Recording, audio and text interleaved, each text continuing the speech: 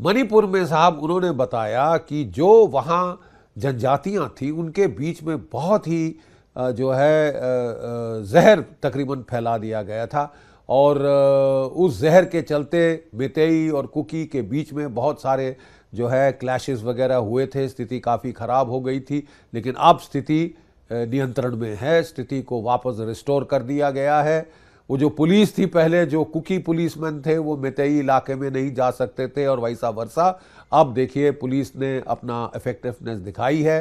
Police के पीछे Indian army है, पुलिस के पीछे आसाम राइफल्स है, पुलिस के पीछे सेंट्रल पुलिस ऑर्गेनाइजेशन हैं और स्थिति काफ़ी हद तक रिस्टोर कर दी गई है। शांति काफ़ी हद तक फिर से बहाल कर दी गई है। Very creditable. और उन्होंने ये भी बताया कि जो नए गवर्नर्स पहुंच गए हैं वहाँ पे उनके आने से स्थिति में और सुधार आएगा। उन्होंने ये भी बताया कि जो बाहर से इन्फिल्ट्रेशन हो रही थी, रेफ्यूजीज आ रहे थे, आर्म्ड गैंग्स आ रहे थे, अब आर्म्ड गैंग्स को डिज़ार्म किया जा रहा है और रेफ्यूजीज को बसाया जा रहा है, ह्यूमैनिटेरियन ग्राउंड्स पे शेल्टर दिया जा रहा है। फेंसिंग शुरू हो गई है वहाँ के म्यांमार बॉर्डर में। मेरे टाइम में वो दोनों तरफ की जनजातियों को छूट थी, कोई 30-35 किलोमीटर एक दूसरी तरफ जाते आज आ जा सकते थे। फ्री आवाजाही का निदान था वहाँ पे, लेकिन इसका बहुत जो है दुरुपयोग किया जा रहा था। जो शरारती तत्व हैं वो ड्रग की स्मगलिंग कर रहे थे, आर्म्स एमुनेशन की स्मगलिंग कर रहे थे। अब उस पर बहुत हद तक नुकेल कस दी गई है। उन्होंने ये भी बताया कि भारत की सेना बहुत सारे इनिशिएटिव्स ले रही है अपनी ट्रांसफॉर्मेशन के लिए, अपनी टेक्नोलॉजिकल एडवांसमेंट के लिए, टेक्नोलॉजी एब्जॉर्प्शन के लिए।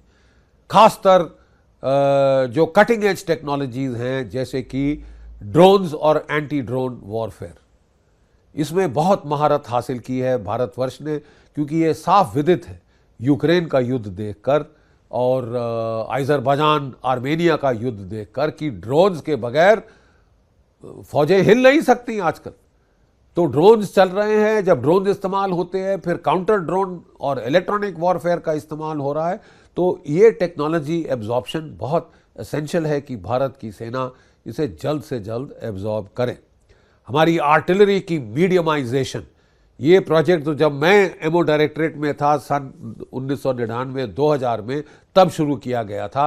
अब इसको बहुत तेज़ी दी गई है। हमारी धनुष गनें, हमारी जो एटैक्स गन्स हैं वो आर्मी में लाई जा रही हैं। Vajra self propelled howitzers 155 millimetre ला रही हैं और 155 मिलीमीटर कैलिबर के ऊपर हमारी आर्टिलरी को अब बिल्डअप किया जा रहा है। यानी छोटे मोटे कैलिबर हटा के रिप्लेस किए जा रहे हैं 155 से, जो भी एक बहुत अच्छी एक सीख है यूक्रेन के युद्ध से, जहां ये 155 मिलीमीटर और उससे बड़े कैलिबर की गन्स ने हिला के रख दिया है मैदानी जंग को। तो बहुत अनिवार्य है कि हम इसमें और इन्वेस्ट करें, मल्टी बैरल रॉकेट लॉन्चर्स में और इन्वेस्ट करें, और चीफ साहब ने इनके ऊपर हमें बताया।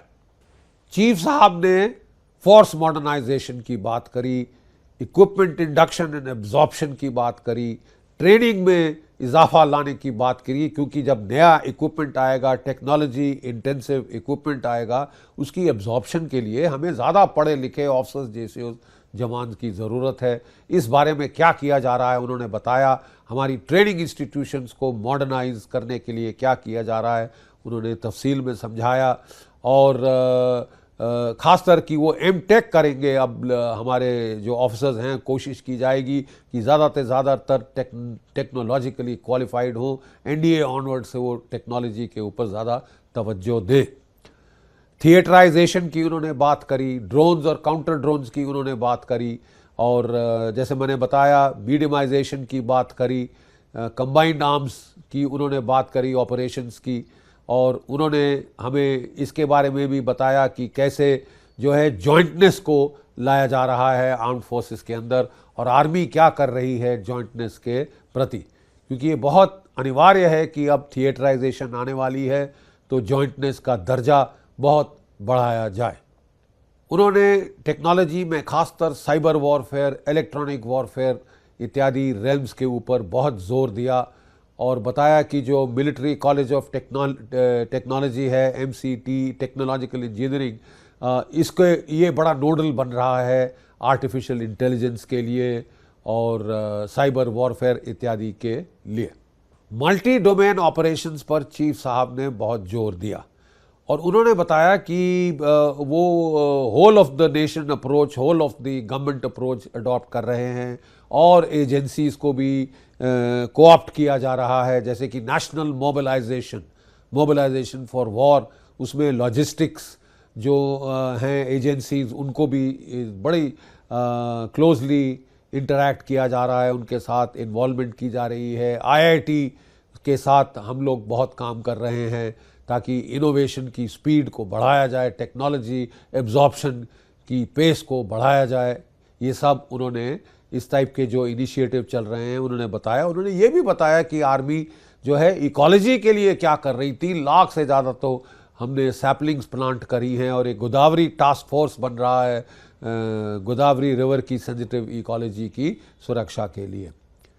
तो एक बहुत दिलचस्प इंटरव्यू था आर्मी चीफ साहब का। ही कवर्ड अ वाइड कैनवस और बड़े इत्मीनान से उन्होंने जो हैं सारे प्रश्नों का, बड़े सारे प्रश्नों का उत्तर दिया और बहुत कुछ जो हो रहा है उसके बारे में समझाया।